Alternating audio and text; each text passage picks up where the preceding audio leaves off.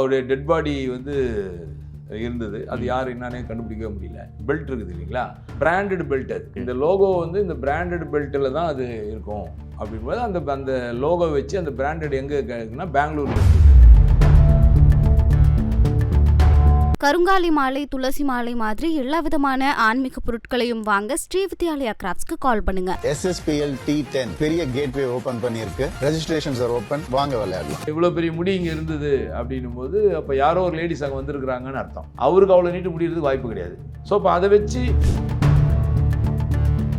DGP வரைக்கும் போய் permission வாங்கி இன்னைக்கு இது மாதிரி எங்க ஸ்டேஷன்ல ஏழை விட போறோம் அப்படின்னு சொல்லி வாங்கினாங்க. அந்த வண்டிக்கு ஆர்சி புக் எல்லாமே பக்காவா இருக்கும். அதேதான், ஆர்சி புக்லாம் இருக்காது, ஒரு சர்டிஃபிகேட் கொடுத்துருவாங்க. அந்த சர்டிஃபிகேட் தான் அதுக்கு ஆர்சி புக் மாதிரி. அதை வச்சுட்டு அவர் யூஸ் பண்ணலாம். அந்த சேல் பண்ற மணிலாம் கவர்மெண்ட் போகுமா?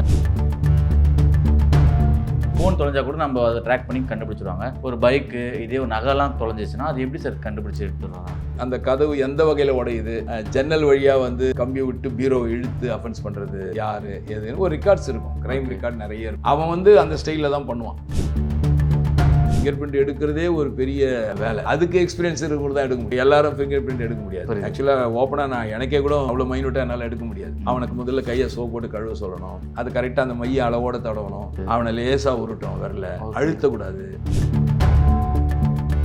லாக்கர் மாதிரி வச்சுக்கலாம். அவனுடைய ஃபுல் டீட்டெயில் அங்கே இருக்கும். ஒய்ஃபு பேரோட, பசங்க பேரோட, அவனுக்கு ஒரு கீப் இருந்ததுன்னா அந்த கீப் பேரோட இருக்கும். ஃபிங்கர் பிரிண்டோட டேலி பண்ணி பார்ப்பாங்க. கலியமூர்த்தி ஒரு அக்யூஸ்ட் அவருடைய இதில் வந்து அது டேலி ஆயிடுச்சுன்னு சொன்னால் ஓகே, அவள் தான் முடிஞ்சிச்சு. சில நேரத்தில் அவங்க கேமரா இருந்திருக்காது, அப்போ அதுக்கு அடுத்த கேமரா இருந்திருக்கும். அப்போ அதுக்கு அடுத்த கேமராவில் அவன் படம் இல்லை அப்படின்னு சொன்னால் நம்ம அதோட விட்டுற முடியாது. இந்த பக்கம் போயிருக்கணும், அந்த பக்கம் போயிருக்கோம். அப்போது அந்த இடத்துல இருந்து 4 வழி இருக்குதுன்னா 4 வழியில் இருக்கிற கேமராவை ஃபாலோ பண்ணி எங்கே கேட்ச் ஆகுதோ அங்கேருந்து கண்டினியூ பண்ணணும். எவ்வளோ சிரமம் இருக்கு பாருங்க. ரிப்ளைட் நேயர் வணக்கம், நான் உங்கள் விக்ரம். இன்றைக்கி நம்ம யாரை பார்க்க வந்திருக்கோம்னா உங்களுக்கு வழக்கமாக தெரிஞ்ச முகம் தான். வாரம் ஒரு வீடியோ வந்து பார்த்துட்டே இருப்போம். வாரம் வீடியோவில் வந்து பார்த்திங்கன்னா காவல்துறையை பற்றிய விஷயங்கள், அப்புறம் நம்மளுக்கு தெரியாத நிறையா விஷயங்கள் வந்து பார்த்திங்கன்னா எக்ஸ்போஸ் பண்ணி நம்மளுக்கு எக்ஸ்ப்ளோர் பண்ணி சொல்லிட்டு இருக்காரு. அப்படி இன்றைக்கி யாரை பார்க்க வந்திருக்கோன்னு பார்த்திங்கன்னா காவல்துறையை சேர்ந்த உதவி ஆய்வாளர் மற்றும் கவிஞர் VA ஜோதி அவர்கள் இருந்திருக்காரு. வணக்கம் சார். வணக்கம். எப்படி சார் இருக்கீங்க? நல்லா இருக்காங்க சார். ஃபோன் தொலைஞ்சா கூட நம்ம அதை ட்ராக் பண்ணி கண்டுபிடிச்சிருவாங்க. ஒரு பைக்கு இதே ஒரு நகைலாம் தொலைஞ்சிச்சுன்னா அது எப்படி சார் கண்டுபிடிச்சி எடுத்துடுறாங்க? சரி, அது வந்து உங்களுக்கு இப்போது கண்டுபிடிச்சி எடுத்துன்னு வராங்க. நம்ம ஒன்றும் மந்திரவாதியோ இல்லை, நான் ஏற்கனவே ஒரு பேட்டியில் சொல்லியிருக்கோம், மந்திரவாதியோ இல்லை மை போட்டு பார்க்குறதோ இல்லை. ஓகே, எக்ஸ்பீரியன்ஸ் தான். ஒரு கதவு உடைஞ்சிருக்குது, அந்த கதவு எந்த வகையில் உடையுது, இந்த பூட்டு உடைக்கிறது எப்படி, ஜன்னல் வழியாக வந்து கம்பி விட்டு பீரோ இழுத்து அஃபென்ஸ் பண்ணுறது யார் எதுன்னு ஒரு ரெக்கார்ட்ஸ் இருக்கும். கிரைம் ரெக்கார்ட் நிறைய இருக்கும். அவன் வந்து அந்த ஸ்டைலில் தான் பண்ணுவான். ஆமாம், இப்போ வந்து அவன் பீரோ புல்லிங் அப்படின்னா கம்பி வழியாக விட்டு இழுத்து பீரோலேருந்து வெளிப்பக்கமாக சாவி போட்டு உள்ளேருந்து அஃபென்ஸ் பண்ணுவான். வெளியிலே இருப்பான், அவன் உள்ளே போக மாட்டான். அதுலேயும் அவன் ரைட் ஹேண்டா லெஃப்ட் ஹேண்டெல்லாம் கூட கண்டுபிடிக்கலாம். அதையும் கண்டுபிடிக்கலாம். ஸோ அந்த மாதிரியான பண்ணுறவங்கன்னு ஒரு சாரார் இருப்பாங்க. புரியுது. பூட்டை உடைக்கிறதுன்னு ஒரு சாரார் இருப்பாங்க. ஒரு வீட்டிலலாம் பார்த்தீங்கன்னா தெஃப்ட் பண்ணும்போது ஒரு சிலர் நகையை எடுக்கவே மாட்டான், பணத்தை மட்டும் எடுப்பான். ஒரு சிலர் நகையை எடுப்பான், பணமும் எடுப்பான். ஸோ இது மாதிரியான ஒரு சின்ன க்ளூ இருக்குது. அந்த பண்ணுற அஃபென்ஸ் பண்ணுறதுலேயே எங்களுக்கு வந்து சில க்ளூலாம் இருக்குது. ஸோ இப்போ அதை வச்சு என்ன பண்ணுவோன்னா, இன்னும் இவனாக இருக்கலாம், அவனுடைய ஆல்ரெடி மாட்டிய கேஸ் இருக்கும் இல்லையா, இவனாக இருக்கலாம், ஏன்னா இது இப்படி தான், இதே ஸ்டைலில் தான் இருக்குது, இது அவன் ஸ்டைல் தான் இது, ஸோ இவனாக இருக்கலாம் அப்படின்னு சொல்லிட்டு நம்ம அவனுடைய ஃபிங்கர் பிரிண்ட் நம்மக்கிட்ட இருக்குது. புரியுது, பீரோவில். ஸோ அதை வச்சு டேலி பண்ணி பார்ப்பாங்க. சும்மா கூப்பிட மாட்டோம். அவனோட ஃபிங்கர் பிரிண்ட் ஆல்ரெடி நம்மக்கிட்ட இருக்கும். ஒரு முறை மாட்டும் போது தான் ஃபுல்லாக எடுத்துடுறோம். ஃபுல்லாக ஃபிங்கர் பிரிண்ட்டுங்கிறது ஒரு 10 பக்கத்தை எடுக்கிறோம். அது வந்து 1 2 3 4 அப்படி விரல் எடுக்கிறோம், அப்புறம் முழுசாக எடுக்கிறோம், அப்படியே வைக்கணும், 5 வைக்கணும். அது ஃபிங்கர் பிரிண்ட் எடுக்கிறதே ஒரு பெரிய வேலை. கடல் மாதிரி இருக்குல்ல, உள்ள தெரிஞ்சுக்க வந்துகிட்டே இருக்கு இல்லை. ஆமாம், அது ஒரு பெரிய வேலை. அதுக்கு எக்ஸ்பீரியன்ஸ் இருக்கிறது தான் எடுக்க முடியும். இப்போ எல்லாரும் ஃபிங்கர் பிரிண்ட் எடுக்க முடியாது. ஆக்சுவலாக ஓப்பனாக நான் எனக்கே கூட அவ்வளோ மைனூட்டாக என்னால் எடுக்க முடியாது. சில நேரங்களில் அந்த கையை உருட்டி எடுக்கும்போது மிஸ் ஆகிடும். அதுக்குன்னு எக்ஸ்பீரியன்ஸ்லாம் இருக்காங்க எங்கள் டிபார்ட்மெண்ட்லேயே. அவங்க தான் வந்து எடுப்பாங்க. அது கரெக்டாக அந்த மைய அளவோட தடவணும். அவனுக்கு முதல்ல கையை சோப் போட்டு கழுவ சொல்லணும். அவனை லேசாக உருட்டும், வரல அழுத்தக்கூடாது. அந்த பேப்பரில் உருட்டும் போதும் ரொம்ப அழுத்தி பலமாக உருட்டக்கூடாது, லேசாக வைக்கணும். அதுக்கு ஃபார்மெட் இருக்குது, ஃபார்மே இருக்குது. அந்த LF இந்த சென்டர் C அது மாதிரி வந்து இந்த விரல்களுக்கு உண்டான இதெல்லாம் இருக்குது. ஸோ அது மாதிரி தனியாக எடுக்கணும். அதே மாதிரி ஃபுல் இது எடுக்கணும், இந்த பக்கம் எடுக்கணும். இதுக்குன்னு ஒரு பெரிய ஃபார்மெட் இருக்குது. ஸோ இது ஆல்ரெடி பீரோ இருக்குது. இந்த FIR இந்த ஃபிங்கர் பிரிண்ட்டுக்குன்னு ஒரு பீரோ வச்சுருக்கோம். அங்கே அது வந்து சேவ் பண்ணி வச்சுருவோம், லாக்கர் மாதிரி வச்சுங்களேன் வச்சு. ஸோ அவனுடைய ஃபுல் டீட்டெயில் அங்கே இருக்கும். அவன் வந்து ஒய்ஃபு இருந்து பேரோட பசங்க பேரோட அவனுக்கு ஒரு கீப் இருந்ததுன்னா அந்த கீப் பேரோட இருக்கும் எல்லாமே இருக்கும். ஸோ நம்ம வந்து இங்கே நம்ம அஃபென்ஸ் பண்ண இடத்துல போய் நம்ம ஃபிங்கர் பிரிண்ட் எடுப்போம். இங்கே அஃபென்ஸ் ஆன இடத்துல போயிட்டு நம்ம ஃபிங்கர் பிரிண்ட் எடுப்பாங்க, பீரோவில் எடுப்பாங்க, ஜன்னல் எடுப்பாங்க, எல்லாமே எடுப்பாங்க. ஸோ அப்படி எடுக்கும்போது என்ன ஆகும்னா அந்த அந்த ஃபிங்கர் பிரிண்ட்டோட டேலி பண்ணி பார்ப்பாங்க. அப்போ டேலி பண்ணி ஒன்று டேலி பண்ணி பார்க்கும்போது இப்போ எவனோ ஒருத்தன் வச்சிங்களேன் எக்ஸ்ஆர் ஒரு கலியமூர்த்தின்னு ஒரு அக்யூஸ்ட் அவருடைய இதில் வந்து அது டேலி ஆயிடுச்சுன்னு சொன்னால் ஓகே அவ்வளோதான் முடிஞ்சிச்சு. அப்போ அவனை நம்ம ஈஸியாக எல்லாமே தெரியுமா ஆள் தெரிஞ்சிச்சுன்னா தேடி கண்டுபிடிக்கிறது ஈஸி தானே. அவர் எங்கே போயிருக்காரு வந்திருக்காரு, அவர் எங்கே போய் உட்காருவார், எந்த லாட்ஜுக்கு போவார், எங்கே படுப்பார், எங்கே தூங்குவார், எங்கே தண்ணி அடிப்பார், எங்கே சாப்பிடுவார், அவ்வளோ ஹிஸ்ட்ரி நம்மகிட்ட இருக்கும். அப்போ ஈஸியாக புரிஞ்சிடும். டேலி ஆகாமல் போயிடும் சில நேரங்களில். அப்படி இருக்கும்போது தான் சிரமம். அப்போ யாரோ வந்து புது க்ளவுஸ் போட்டுன்னு வந்துடுவான், இல்லைன்னா புது அக்கிஸ்டாக இருப்பான், அவன் முதல் திருடணுன்னா இருப்பான். ஸோ அது மாதிரி விஷயத்தில் வந்து நம்ம கொஞ்சம் சிரமம் பண்ணணும். போலீஸ் ரொம்ப கஷ்டப்பட்டு கண்டுபிடிக்கிறாம ஆகும் ஒன்று. இன்னொரு விஷயம்னு பார்த்தீங்கன்னா இப்போ உங்களுக்கு செயின் இறக்கத்துன்னு வரான்னா இப்போல்லாம் வந்து கேமரா தான். ஆமாம், கேமரா சிசிடிவி கேமரா வச்சு கண்டினியூஷன் அவன் எங்கே வரான்னு சொல்லி இப்போ கூட போன முறை கூட நம்ம ஒரு ஏர்போர்ட்டில் கூட போய் அரெஸ்ட் பண்ணோம் இல்லையா, அவன் கரெக்டாக ஏர்போர்ட்டில் வரைக்கும் வச்சு நம்ம ட்ரெஸ்ஸை கூட மாற்றினா ஷூ மாற்றாமல் அப்படி மாற்றினால மாட்டினான். ஸோ இப்போல்லாம் அந்த கேமரா கொஞ்சம் கை கொடுக்குது. அதனால் எங்கே வராங்கன்னு சொல்லி அப்படியே ஃபாலோ. அதுவும் வந்து சிரமம் பண்ணும். அவன் வந்து இப்போ எங்கேயோ அடிக்கிறான், அவனே கூட பார்த்தீங்கன்னா எங்கேயோ பண்ணால் அப்போது மீனம்பாக்கம் வரைக்கும் நம்ம ஃபாலோ பண்ணியிருக்கோம். போலீஸ் வந்து சிரமப்பட்டு ஒரு சில நேரத்தில் அவங்க கேமரா இருந்திருக்காது, அப்போ அதுக்கு அடுத்த கேமரா இருந்திருக்கும். அப்போ அதுக்கு அடுத்த கேமராவில் அவன் படம் இல்லை அப்படின்னு சொன்னால் நம்ம அதோட விட்டுற முடியாது. இந்த பக்கம் போயிருக்கணும், அந்த பக்கம் போயிருக்கோம், இந்த பக்கம் போயிருக்கோம். அப்போது அந்த இடத்துல இருந்து 4 வழி இருக்குதுன்னா 4 வழியில் இருக்கிற கேமராவை ஃபாலோ பண்ணி எங்கே கேட்ச் ஆகுதோ அங்கேருந்து கண்டினியூ பண்ணணும். மறுபடியும் கட் ஆச்சுன்னா கண்டினியூ பண்ணணும் இல்லையா, எவ்வளோ சிரமம் இருக்கு பாருங்கள். ஸோ இவ்வளோத்தையும் வந்து செய்கிறோம், போலீஸ் தான் செய்யுது. அதில் ஒன்றும் இதுவே இல்லை. இதுக்கு ஒன்றும் நம்ம வந்து மாயாஜாலம்லாம் கிடையாது. உடல் உழைப்பு, அந்த மன உறுதி, அந்த வெறி, கடமை ஆற்றியே ஆகணும் அப்படின்றது தான். அது உணர்வோடு நிச்சயமாக செய்கிறோம். போலீஸ் வந்து உணர்வோடு தான் அந்த சொக்காயை போடுறாங்க, உணர்வோடு தான் வேலை செய்கிறாங்க. அதில் வந்து மாற்று கருத்தை கடமைக்குன்னு பண்ணுறது இல்லையா, கடமைக்குன்னு யாருமே அதாவது ஒரு சும்மா ஏனோ தானோன்னு பண்ணுறது இல்லை, கடமை உணர்வோடு பண்ணுறாங்க. இப்போ நான்லாம் அதில் தான் இருந்தேன் இல்லையா, சிபிசிஐடி. அது வந்து குற்றப்பிரிவு குற்ற புலனாய்வு துறை, crime investigation department. So CBCID. இப்போ இது என்னன்னு கேட்டிங்கன்னா இது முழுக்க வந்து இன்வெஸ்டிகேஷன் தான். பக்கா போலீஸ் ஸ்டேஷனில் பண்ணுற அதே ஒர்க்கு தான்.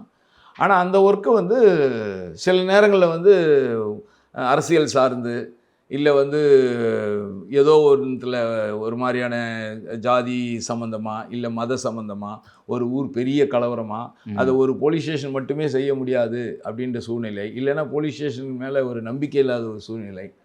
அவங்க வந்து இல்லை சார் இந்த ஸ்டேஷனில் வந்து சரியாக இருக்காது, இவங்க வந்து ஒரு சார்ந்து முடிவு எடுத்துருவாங்க, அவங்க சார்ந்தவங்க இவங்க சார்ந்தவங்க இப்படிலாம் இருக்குது, இதில் வந்து ஒரு நியாயமான ஒரு தீர்ப்பு இதில் வேணும், நியாயமான ஒரு முறையில் இன்வெஸ்டிகேஷன் வேணும் அப்படின்னு கேட்கும்பொழுது தான் இந்த வழக்கு சிபிசிஐடிக்கு மாற்றப்பட்டது அப்படின்றாங்க. இந்த ஞானசேகரன் கேஸு, சாத்தான்குளம் கேஸு, அது மாதிரி நிறைய கேஸ் சொல்லிகிட்டே போகலாம். ஏன்னா அங்கே வந்து அதை செலக்ட் பண்ணும்போதே கொஞ்சம் ஜெனுவனாக இருக்கிறவங்க, கரெக்டாக இருக்கிறவங்க, பிரில்லியண்ட்டாக இருக்கிறவங்க அப்படியான கேள்விப்படுது. எதுவும் சிபிசிஐடி போனால் கரெக்டாக வந்துருன்ட்டு ஒரு நம்பிக்கை எல்லாருக்கும் நம்பிக்கை இருக்குது இல்லையா. அந்த நம்பிக்கை எதுக்காக இருக்குது அப்படிங்கிறது சொல்ல வரணும்னா நிறைய விஷயங்கள் உள்ளுக்குள்ளே இருக்குது.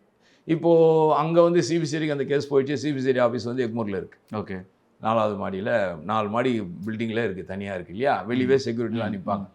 உங்களுக்கு வந்து கட்சிக்காரங்க உள்ளே வர முடியாது, அட்வொகேட்ஸ் உள்ளே வர முடியாது, யாராக இருந்தாலும் வெளியே தான் நின்னாகணும். ஸோ அப்போ அந்த உள்ளே நடத்துகிற புலனாய்வுக்கு எந்தவித டிஸ்டர்பன்ஸும் கிடையாது.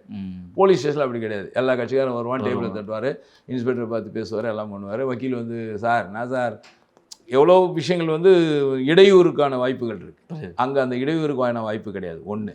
அடுத்தபடியாக ஒரு வழக்கை கொடுக்குறாங்க சிபிசிஐடி அப்படின்னு சொன்னால் அந்த ஒரு டீம், ஒரு ஏசி, ஒரு இன்ஸ்பெக்டர், ஒரு 2 எஸ்ஐ, ஒரு 4-5 ஹெட் கான்ஸ்டபிள், ஒரு டீம் அப்படியே இருக்கும். அவங்களுக்கு அந்த வழக்கை கொடுத்துட்டாங்கன்னா அந்த வழக்கை அவங்க ஃபுல்லாக அவங்க மட்டுமே ஃபாலோ பண்ணுவாங்க. அவங்களுக்கு டைமிங்லாம் கிடையாது. அவங்க இண்டிவிஜுவலாக வேலை செய்யலாம், அவங்களுக்கு ஃப்ரீடம் இருக்குது. ஒன்றும் போய் அதிகாரிகிட்ட கேட்டுன்னு இருக்கணும்னு அவசியம் இல்லை. அவங்க வந்து செஞ்சுட்டு சொல்லலாம், இது மாதிரி விஷயம் சொல்லலாம். அங்கே இருக்கிற அதிகாரிகளும் அதுக்கான வாய்ப்பு கொடுக்குறாங்க. இன்னொரு அடுத்தபடியாக பார்க்க போனீங்கன்னா உங்களுக்கு இப்போ கன்னியாகுமரியில் ஒரு செல் நம்பர் கிடைக்குன்னு வச்சிங்களேன். இப்போ நம்ம நம்பர் ஒன்று கிடைக்குது, ஒரு அக்யூஸ்ட் தேடின்னு இருக்கோம். இப்போ அவனை போய் விசாரிக்கணும், அவனை கூப்பிட்டு வரணும் அப்படின்னா இங்கேருந்து இப்போ கேகனூர் போலீஸாக இருக்காருன்னு வச்சுங்க, அவர் இங்கேருந்து ஒருத்தர் போய் தான் அவங்க விசாரிக்கணும். இல்லை அவங்க பேட்ச்மெண்ட்டு யாராவது தெரிஞ்சவங்க கன்னியாகுமரியில் இருந்தாங்கன்னா வேணால் அவர் ரெக்யூஸ்ட் பண்ணி கேட்கலாம், இந்த அட்ரஸில் போய் பார்த்து சொல்லுங்கன்னு கேட்கலாம் முடியும், அஃபிஷியலாக அவர் கேட்க முடியும். பட் இங்கே வந்து அப்படி கிடையாது. சிபிசிஐடியில் கன்னியாகுமரியில் இருக்கிற சிபிசிஐடிக்கு இங்கேருந்து ஒரு மெயில் அனுப்பிச்சா போதும், அவங்க நம்மளுக்காக ஒர்க் பண்ணுவாங்க. அவங்களோட கட் பண்ணியே ஆகணும். அவங்க அங்கேருந்து போவாங்க, அட்ரஸில் இருக்காருன்னுவாங்க, இருந்தாருன்னா தூக்கிடுங்கன்னா கேட்ச் பண்ணுவாங்க, சூப்பர். கொண்டு வாங்கன்னா கொண்டு வந்துடுவாங்க. நான் இங்கேருந்து போகணும் அவசியமே இல்லை. அப்போது நேரம் குறையுது, நமக்கு கேஸை வந்து இது பண்ணுறதுக்கு ஈஸியாக புரியுது. இருக்குது. ஸோ இப்படியான விஷயம்லாம் சிபிசிஐடியில் இருக்கிறதுனால தான் இங்கே சாத்தியமாகுது.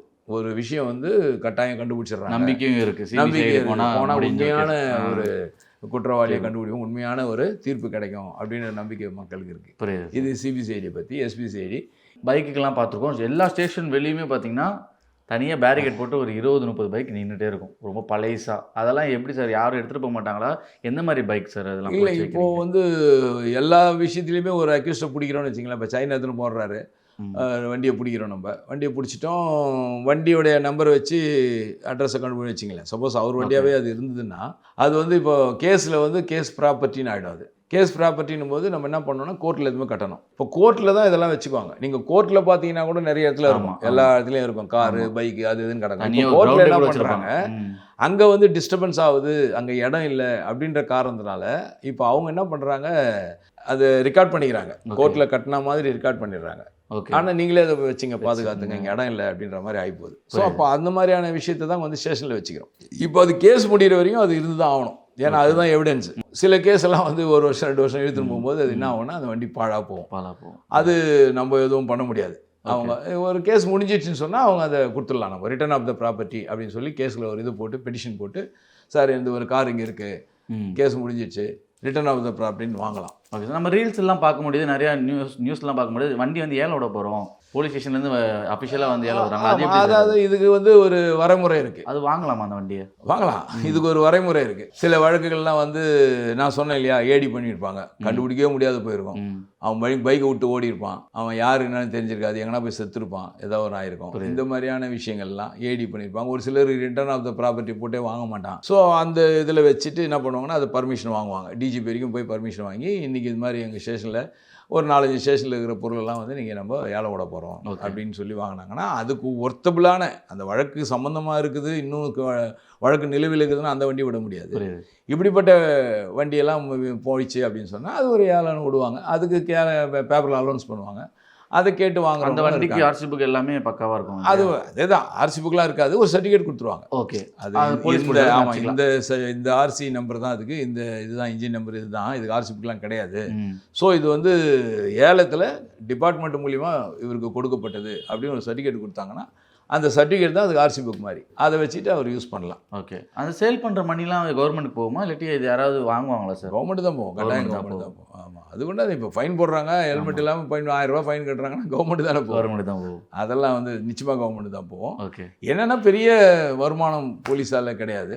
இப்போ மின்சாரத்துறைனா வருமானம் இருக்குது இல்லைங்களா, இப்போ டேக்ஸு கார்பரேஷனாக வருமானம் இருக்குது. போலீஸுக்கு வந்து எங்களால் வந்து கவர்மெண்ட் வருமானம்ன்ற ஒன்றும் பெருசாக கிடையாது. இந்த மாதிரியான சின்ன சின்ன விஷயங்கள். ட்ரைம் ஞாபகம் வருது. இப்போ நிறைய இடத்துல வந்து பார்த்திங்கன்னா திருட வருவாங்க, படத்துலலாம் கேள்விப்பட்டிருக்கோம். ஒரு இடத்துல திருட வந்து அங்கே வந்து தடை முட்டு போயிடுவாங்க, ஏதாவது ஒன்று கிடைக்கும் அதை வச்சு இது பண்ணுவாங்க, அந்த மாதிரி கிடைக்கும். ஆமாம், ஏன்னா இப்போ நான் வீடியோவில் பார்க்கும்போதெல்லாம் சிசிடிவியில் நல்லா இங்கே ஒரு கவர் பண்ணிக்கிறானுங்க, கை கவர் பண்ணிக்கிறாங்க, ஜட்டி மட்டும் தான் போட்டு வர்றாங்க.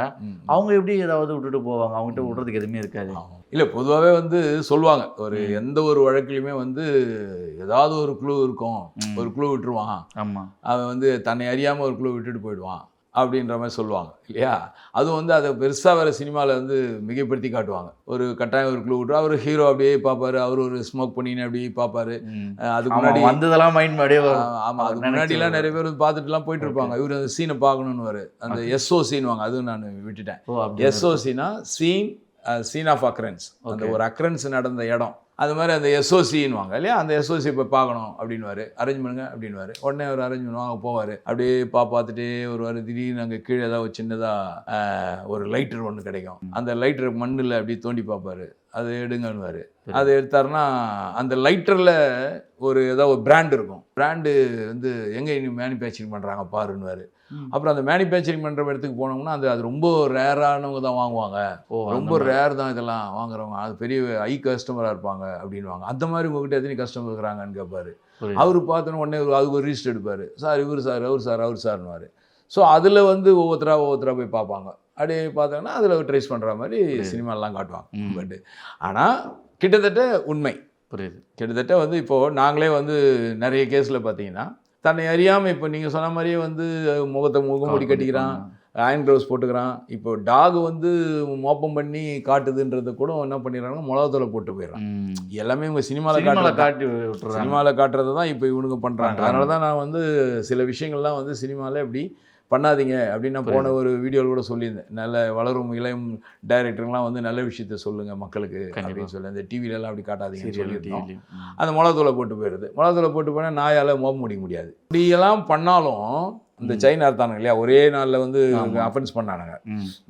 அவங்களுக்கும் தெரியும் நம்ம கேமரா இருக்குது, இது இருக்குது, எல்லாம் பண்ணுவாங்கன்ட்டு. அந்த வண்டி மாற்றி கீத்தி ரொம்ப ஜாக்கிரதையாக முகத்தெல்லாம் கவர் பண்ணி தான் போனான். எப்படியும் வெளியே போகும்போது அவன் இல்லை லாஸ்ட்டில் அந்த ஷூவை மாற்றினா தான் அவன் காலில் போட்டு ஷூவை மறந்துட்டான். கண்டிப்பாக. ஸோ அதுக்கும் அவன் மாற்றிருந்தான்னா அன்றைக்கி கொஞ்சம் கஷ்டம், அவன் ஃப்ளைட் ஏறி போயிருப்பான். கண்டிப்பாக. அவர் அந்த ஷூவோட உட்காந்துருந்தாரு, ஷூவை வச்சு போலீஸ் கண்டுபிடிச்சிட்டாங்க. ஸோ இப்படி தான் தன்னை அறியாமல் ஒரு மிஸ் பண்ணுறதுங்கிறது இப்படி தான் மிஸ் பண்ணுறது வழியாக. ஆனால் அதை வந்து மைன்யூட்டாக கண்டுபிடிக்கணும். அதுதான் போலீஸோட முடி கூட இருக்கும் இல்லையா, அதை வச்சு கூட கண்டுபிடிப்பாங்க. முடி அதாவது வந்து இப்போ ஒரு இடத்துல ஒரு பெரிய லென்த்தாக ஒரு முடி இருந்தது, ஒரு அஃபென்ஸ் பண்ணோம், அந்த இடத்துல வந்து லேடிஸே இருக்கிறதுக்கான வாய்ப்பு இல்லை அந்த வீட்டில். ஓகே. அப்படின்னும் போது இந்த இவ்வளோ பெரிய முடி இங்கே இருந்தது அப்படின்னும் போது அப்போ யாரோ ஒரு லேடிஸ் அங்கே வந்திருக்கிறாங்கன்னு அர்த்தம். ஸோ அப்போ அதை வச்சு அதுலேருந்து க்ளூ போவோம். இப்போ கொலை செஞ்சுட்டு இருப்பாங்க. அந்த கொலை பண்ண வீட்டில் வந்து லேடிஸ் வரதுக்கு வாய்ப்பே இல்லாத ஒரு வீடுன்னு வச்சிங்களேன், அவர் பேச்சுலராக இருக்கார். அப்போ எல்லாம் பார்க்கும்போது அந்த ஸ்வீப்பில் ஒரு பெரிய நீட்டு முடி இருக்குதுன்னா அவருக்கு அவ்வளோ நீட்டு முடி இருக்கிறதுக்கு வாய்ப்பு கிடையாது. இப்போது அவருக்கு என்ன க்ளூ, அவர் யார், அவங்க ஒய்ஃப் யார், அவர் கீப் இருக்கா, அந்த ரூட்டில் போகலாம், அப்படி கண்டுபிடிக்கலாம். இப்போ அவருக்கு சிகரெட் பிடிக்கிற பழக்கமே இருக்காது.